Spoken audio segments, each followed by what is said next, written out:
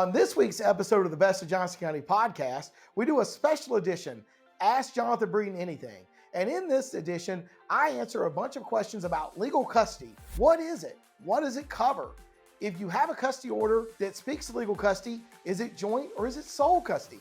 If you don't have a custody order, what kind of legal custody do you have? Listen in and find out. Welcome to another episode of Best of Johnston County, brought to you by Breeden Law Office. Our host, Jonathan Breeden, an experienced family lawyer with a deep connection to the community, is ready to take you on a journey through the area that he has called home for over 20 years. Whether it's a deep dive into the love locals have for the county or unraveling the complexities of family law, Best of Johnston County presents an authentic slice of this unique community. Hello, and welcome to another edition of the Best of Johnston County podcast. I'm your host, Jonathan Breeden. And on today's episode, we're going to have a special edition episode that we like to call Ask Jonathan Breeden Anything, where I, Jonathan Breeden, will answer questions usually about family law, which is what I do here at the Breeden Law Office and have for the last 24 years. Most episodes of the Best of Johnston County podcast, I, Jonathan Breeden, interview interesting guests from around the community, leaders, small business owners, and great citizens about what they love about Johnston County and why they love calling Johnston County home. On this episode, we are going to answer questions about legal custody, what it is and what it is not. But before we get to that, I would like to invite you to like, follow, or subscribe to this podcast wherever you're seeing it, whether it be on Apple, Spotify, LinkedIn, TikTok, or Twitter, or any of the other places where the Best of Johnston County podcast is located on social media, so that you'll be made aware of future episodes of the Best of Johnston County podcast. The Best of Johnston County podcast comes out every single Monday, so be checking back for new episodes every week with lots and lots of great guests. And go back and listen to some of our previous episodes. I guarantee you will find neighbors and friends and interesting people talking about why they love Johnston County, and I bet it's the same reasons you love Johnston County. All right, Raina, you ready? I'm ready if you're ready. All right, I'm ready. All right, so the first one's pretty basic. What is legal custody? Legal custody is the right to make decisions about your child's religion, education, outward appearance, and major medical decisions. So those are the things that are primarily covered in legal custody. It is not where does the child spend the night. It's not every other weekend. It's not 50-50. It's not where is the kid on Christmas? Where is the kid on Thanksgiving? Legal custody is about the things we just talked about. Where the child physically is physical custody. And that is laid out in a custody order. And it says who has the child on which days, in even years, odd years. That's when you start thinking of every other weekend. You start thinking week on, week off. But legal custody is the other part of custody, which is not physical custody. So it is, where is the child going to school? Major medical decisions, changing the outward appearance of the child, religious decisions, stuff like that is what legal custody is. Gotcha. So if you wanted to take your kid to go get a drastic haircut, or some parents at 16 maybe they'll let their kid get a piercing that's not in an ear, those kinds of things. Correct. I would think that a piercing not in the ear, you can't really get tattoos on minors, but No. Any kind of tattoo on a minor. Now there are certain religions that want to put, dots on children and stuff like that, as part of their religion, that kind of stuff. Crazy haircuts could be particular, depending on what kind of haircut it is. I mean, some parents have opinions as to whether their kid should have purple hair or pink hair and stuff like that. I did have a case a few years ago where we were arguing to the court. This was probably 10 years ago now, where the father did not want the child to have dreadlocks. He felt like that conveyed a connotation about the child that he did not feel was the connotation that he wanted the child to put out there. Yeah. The mother allowed the child to do it because the child wanted to do it, did not believe that dreadlocks conveyed a negative appearance. Yeah. I think more she just did it because she knew it would make the dad mad. You get some of that. The court ultimately decided not to make the mom change the child's hairstyle back, but did recognize why the dad had a problem with that. Mm-hmm. So it was a close call. I think it was worth having the hearing. Yeah. At least it was worth having that hearing with the court, with the dad. But, the question is, what kind of legal custody do you have? Yeah. Whether you were married or not. If you're separated and you are on the birth certificate and there is no court order anywhere, you are presumed to have joint legal custody underneath the law. So if there is nothing, and most people don't have court orders, then, and you're on the birth certificate. Now, if you're not on the birth certificate, you don't have a whole lot of anything. So if you're not on the birth certificate and you've separated and you want to have some legal rights, you need to get on the birth certificate. That means you and the parent need to do, the mom need to do an affidavit of parentage, or maybe you need to file a legitimation proceeding or a paternity proceeding or something to get on the birth certificate. Because if you're on the birth certificate, then you're an equal parent unless a court says you are not. Yeah. So the presumption in the world is joint legal custody, and 99% of all parents have that, whether they have a court order or not, because the only way you don't have joint legal custody in North Carolina is if you have a court order that says you don't have joint legal custody. It gets taken from you. Right, and that is extremely rare. Yes. Anyway, so we'll put it that way. So if you're on the birth certificate, then you have the right, whether you have a court order or not, from a judge or whatever, you have the right to access the medical providers, the medical records, the school teachers, the school records. You have the right to have access to that, have parent-teacher conferences, get report cards, be on Class Dojo when they send out who's going to bring the cupcakes. I mean, all of that kind of stuff, you have absolute equal rights to, and you have equal say in what actually happens with that child. Most children are relatively healthy. Now, some parents disagree on vaccinations. You know, sometimes courts have to get involved in that, but most kids relatively healthy. They get their vaccinations. They got to go to school. You know, it's kind of hard to get one of those releases because of religion. So that's the kind of stuff that is covered by legal custody. Now, if you're the parent who doesn't have primary custody, either by court order or by verbal agreement, you know, the other parent doesn't have to give you the information. You have to go get it, but the school cannot deny it to you. The medical provider can't deny it to you.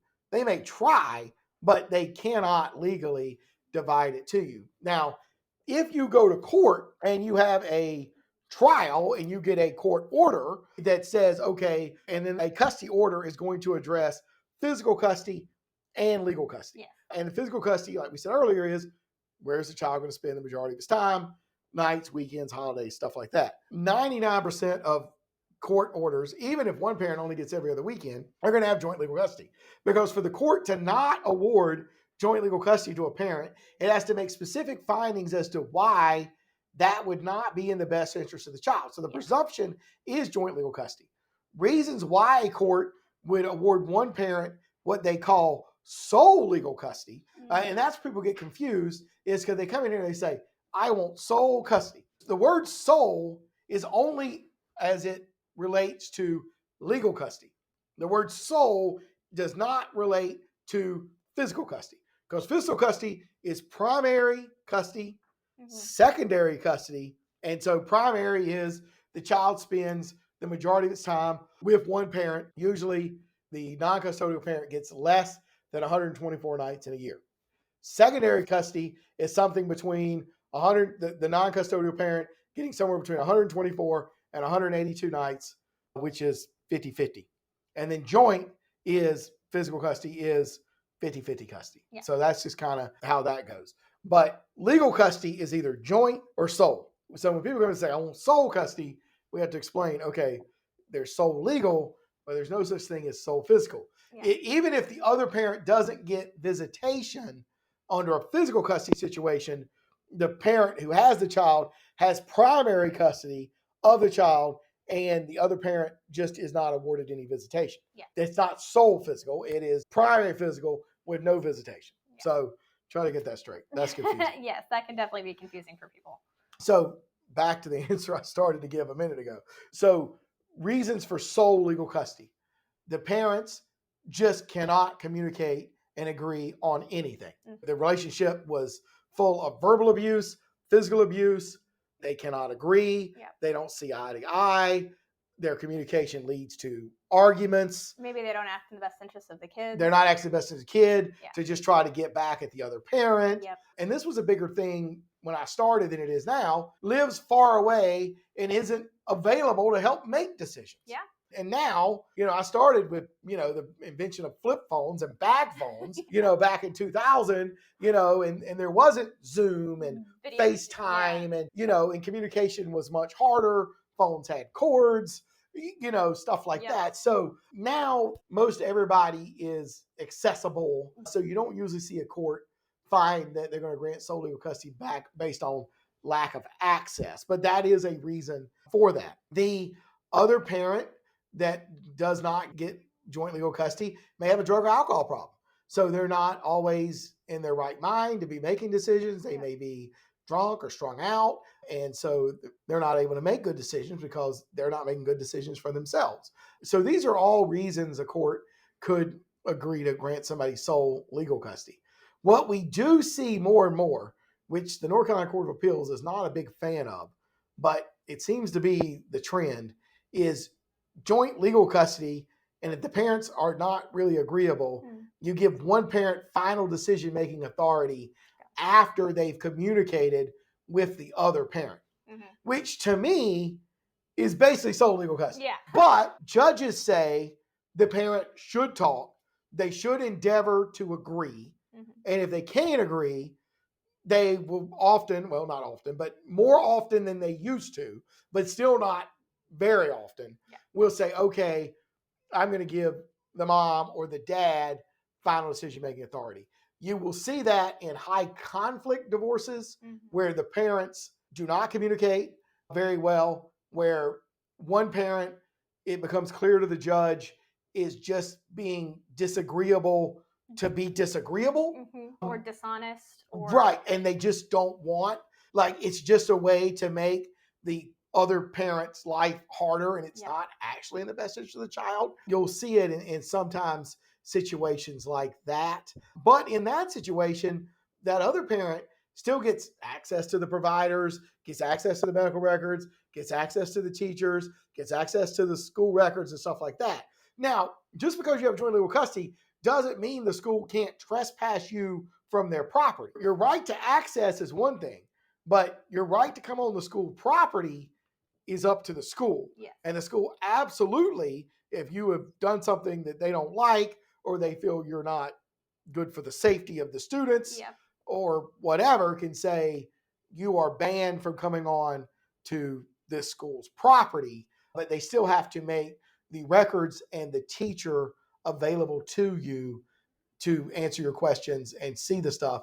But they can say you are not allowed to come on this property anymore. So sometimes people get that confused. They can't ban me from that school. They absolutely can trespass you from the school, but they cannot deny you access to the information unless the other parent has sole legal custody. Have family law questions? Need guidance to navigate legal challenges? The compassionate team at Breeden Law Office is here to help. Visit us at www.breedenfirm.com for practical advice, resources, or to book a consultation. Remember, when life gets messy, you don't have to face it alone. So we already went over, obviously, what the different types of legal custody are, which you said was basically sole or joint. Those are kind of your two options with a few variant, nuances in there. So what happens if they have joint custody and they can't agree on a decision regarding the kid?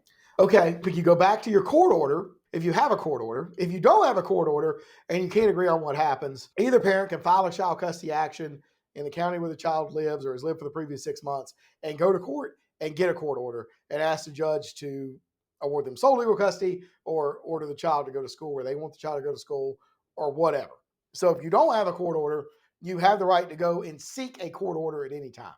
If you have a court order of joint legal custody, then the court order often will speak to what happens if you disagree.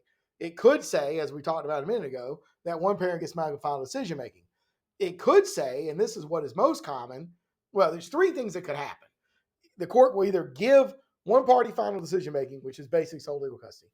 It will say, if the parties cannot agree, they will follow the recommendation of the provider. So if the child is needing a surgery and the parents can't agree as to whether to consent to the surgery, they would say, okay, if the doctor is recommending it, then the surgery should take place. Yes. The court often does that with vaccinations as well. If a doctor is recommending the child get the vaccinations, that the vaccinations would take place.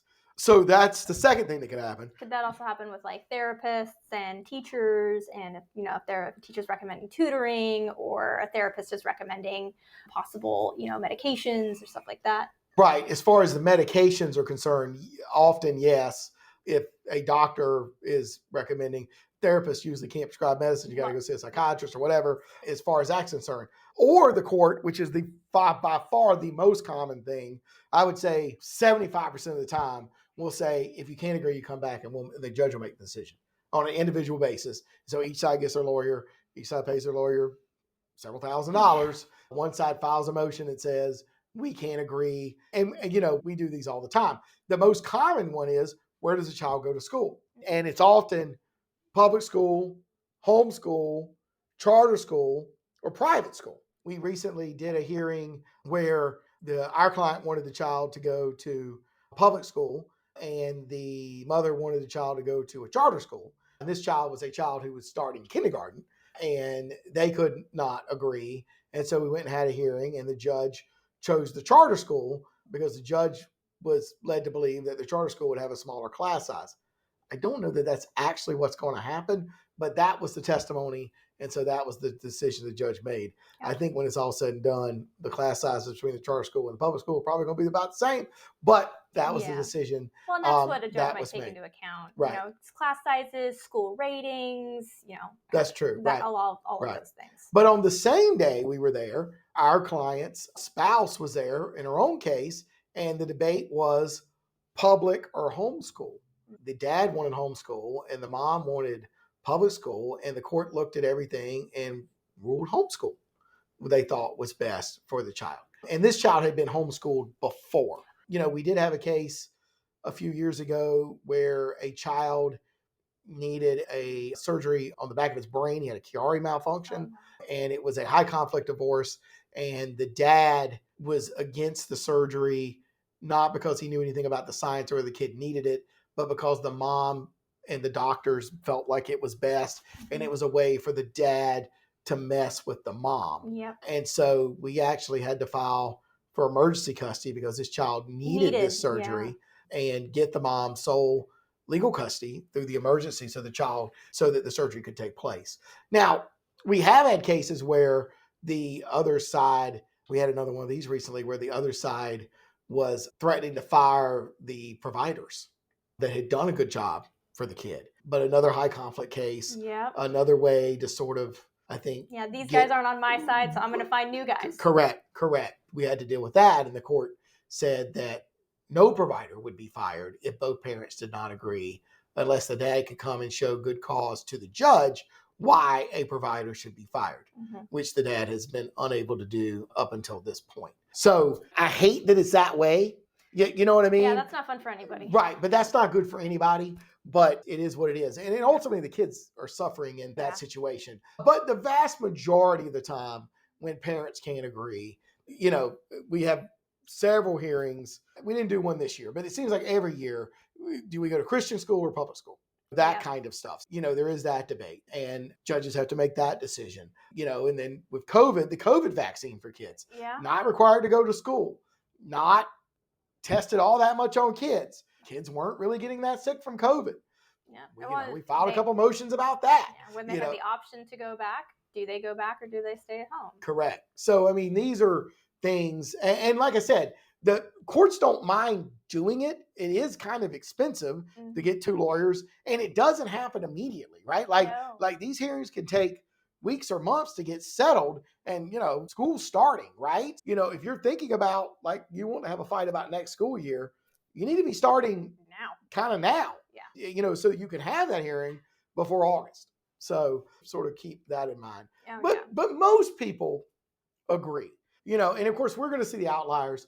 We're family lawyers. Yes. We deal with the high conflict stuff, but these are the things that do pop up. Gotcha. So what happens if parents repeatedly can't agree on a decision? Like you said, maybe they're high conflict. One parent says no just because the other says yes, and this is an ongoing issue. And courts can kind of see that as, when they're constantly coming back into court, as a kind of a big waste of everybody's time. Yeah, the court can appoint what's called a parenting coordinator, which is often another attorney who does a lot of family law, or a counselor, or or a psychologist or somebody that's trained in being a parenting coordinator to help be a sounding board between the parents, to help them make good decisions. And the court can give that parenting coordinator the ability to choose where the kid goes to school and make some of these legal custody decisions that the parents can't just agree on. And the parents have to pay this parenting coordinator $200, $300, $400 an hour to help make these decisions for them. But that person then comes in and makes the decisions more on a day-to-day basis, so the court doesn't have to, and cost the parents a lot of money. But that's what happens when you just can't get along. Yeah. So, I mean, it sounds like it saves everybody a lot of time and money if this is an ongoing issue. Correct. And I've had this discussion many times with clients, but some people are just believe that they are right and that the other side is wrong. And unfortunately, I see a lot of parents taking out their personal animosity towards each other for the end of the relationship over these types of issues as relates to the kids, and nobody wins in that situation, least of all the child. Okay, last question. When should someone seek legal advice regarding legal custody? A person should seek legal advice regarding legal custody as soon as they believe that their relationship may not work out. Not when they separate, not when they leave. When you start having the thought, I am not going to be with my child's parent any longer, or I don't think I will be, you need to start finding out what your legal rights are. Download my book at my website or call us. We'll send you a book. Divorce Law of North Carolina talks all about different types of child custody. We have tons of blogs and pages on our website. You need to start educating yourself as soon as you have the thought that maybe this relationship with my child's parent is not working out. Don't wait till you leave. As soon as you start thinking, even if you don't leave, but if you start thinking that you might, you need to educate yourself. Yep. All right. I think that's all I had. All right. Well, thanks a lot. Thanks to Raina for coming on and helping us on this episode of the Best of Johnston County podcast. If you have any questions about legal custody or any of the legal issues you heard on this podcast today, reach out to us at 919-661-4970 or reach out to us at our website at www.breedenfirm.com. We'd love to be able to talk to you about your specific situation to see if we can help you. Also, remember, like, subscribe, and follow this podcast wherever you're seeing it. Until next time, I'm your host, Jonathan Breeden. That's the end of today's episode of Best of Johnston County, a show brought to you by the trusted team at Breeden Law Office. We thank you for joining us today, and we look forward to sharing more interesting facets of this community next week. Every story, every viewpoint adds another thread to the rich tapestry of Johnston County. If the legal aspects highlighted raise some questions, help is just around the corner at www.breedenfirm.com.